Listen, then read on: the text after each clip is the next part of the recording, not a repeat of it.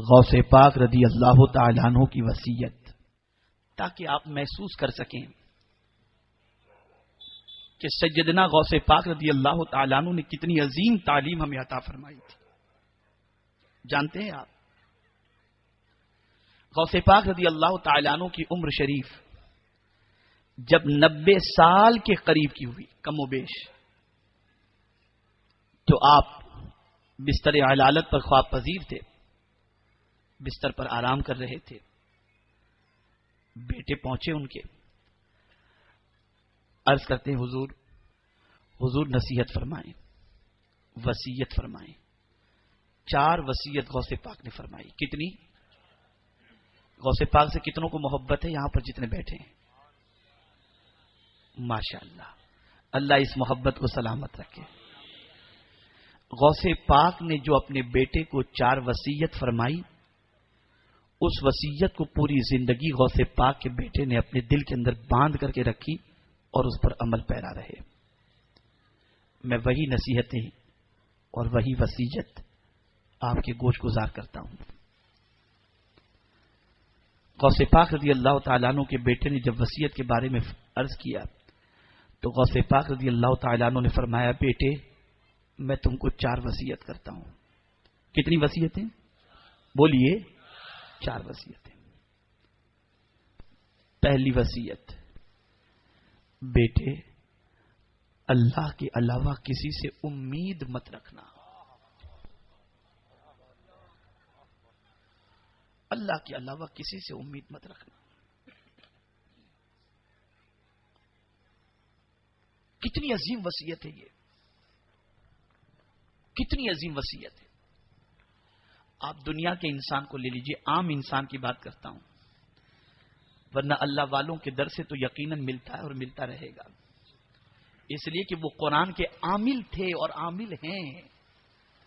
اور قرآن کہتا ہے وَأَحْسِنْ كَمَا أَحْسَنَ اللَّهُ إِلَيْكَ، لوگوں کے ساتھ بھلائی کرو، اچھائی کرو، احسان کرو جیسا کہ اللہ نے تمہارے ساتھ احسان کیا ہے۔ تو اللہ والے تو احسان کرتے ہی ہیں، لیکن غوث پاک اپنے بیٹے سے فرماتے اللہ کے علاوہ کسی سے امید نہ رکھو۔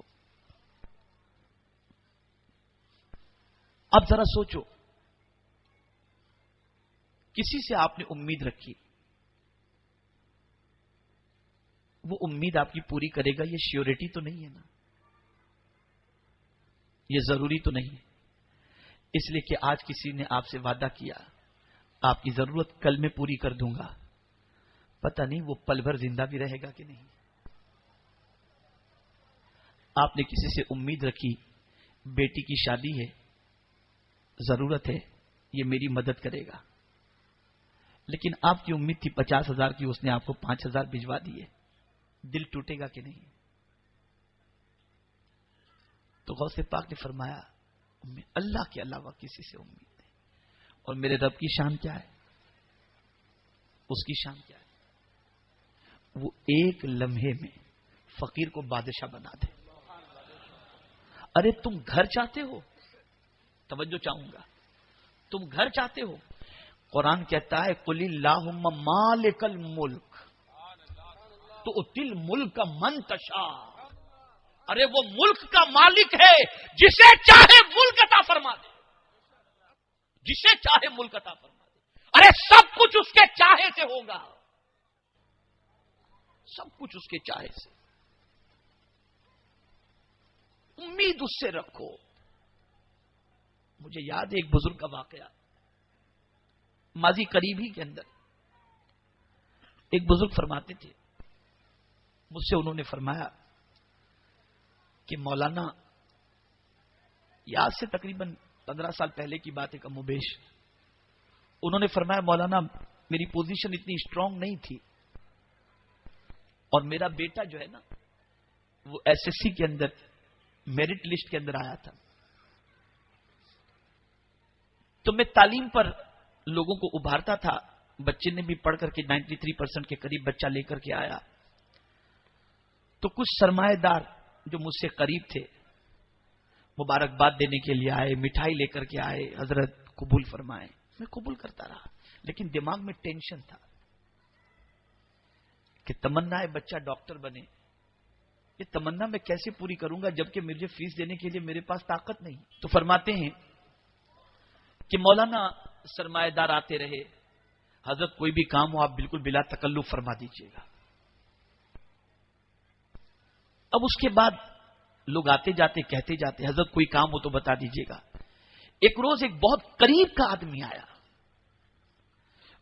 اور اس نے آ کر کے کہا کہ حضرت کوئی بھی کام ہو مجھے بتا دیجیے گا, جبکہ وہ جانتا تھا کہ مجھے میرے بیٹے کو ڈاکٹر بنانا ہے, میری کیپیسٹی نہیں ہے میری کیپیسٹی, پھر بھی مجھ سے وہ کہتا ہے کہ کوئی کام ہو تو مجھے بتا دینا. وہ کہتے ہیں کہ میں اندر سے ٹوٹ گیا اندر سے, اور میں عصر کی نماز کے لیے گیا. نماز کے بعد میں نے اپنے رب کی بارگاہ میں عرض کی, میرے مولا تو نے مجھے اتنا کمزور بنایا ہے کہ ہر کوئی کہتا ہے مجھ سے مانگو, خدا کی قسم میں نہیں مانگوں گا, صرف تجھ سے مانگتا ہوں, میری امید تجھی سے ہے. وہ فرماتے میں عصر کی نماز پڑھ کر کے اپنے حجرے میں پہنچا, ایک صاحب آئے, ایک موٹا سا لفافہ مجھے دے کر کے چلے گئے. میں ان کو جانتا تک نہیں تھا. تب اللہ کی بارگاہ میں مغرب کے بعد سجدہ کر کے میں نے کہا, میرے کریم جو تجھ سے اچھا گمان کرتا ہے تو اس کی لاج رکھ ہی لیتا ہے, اس سے امید رکھو. دنیا کا انسان دے گا احسان جتائے گا, خدا دے گا تو احسان نہیں جتائے گا. اور یہ بات یاد رکھو, دنیا کے انسان سے مانگو تعلق ختم, اسے برا لگے گا کتنا ہی کلوز کیوں نہ ہو. جہاں مانگے رشتے میں دراڑ پیدا ہو گئی, اس کو مانگنا اچھا نہیں لگتا. اے میرے کریم تیری عظمتوں پر قربان کہ تجھ سے کوئی نہیں مانگتا تو تجھے اچھا نہیں لگتا. بندے سے مانگو تو بندے کو اچھا نہیں لگتا, اور خدا سے نہ مانگو تو خدا کو اچھا نہیں لگتا. اسی لیے کہتا ہے امن یجیب المضطر اذا دعا, کون ہے جو بے قراروں کی فریاد سنتا ہے. اور پھر قربان جائیے میرے رب کی شان پر, آیت الکرسی کے اندر واضح لفظوں میں فرما دیا, اللہ لا الہ الا هو الحی القیوم لا تأخذہ سنۃ ولا نوم. سیٹ کو تو رات کو نیند آتی ہے, آپ کو کہہ دیا کہ 12 بجے آپ اتنے بجے آنا, گئے سیٹ سو گئے, آ جاؤ, نہیں ملے گا. لیکن میرے کریم نے کوئی ٹائم نہیں رکھا, اس نے کہا رب تو نیند سے بھی پاک ہے, جب تو مانگے گا تیرا سوال پورا کر دیا. اسے پاک فرماتے ہیں اللہ کے علاوہ کسی سے امید نہ رکھ, کسی سے امید نہ رکھ.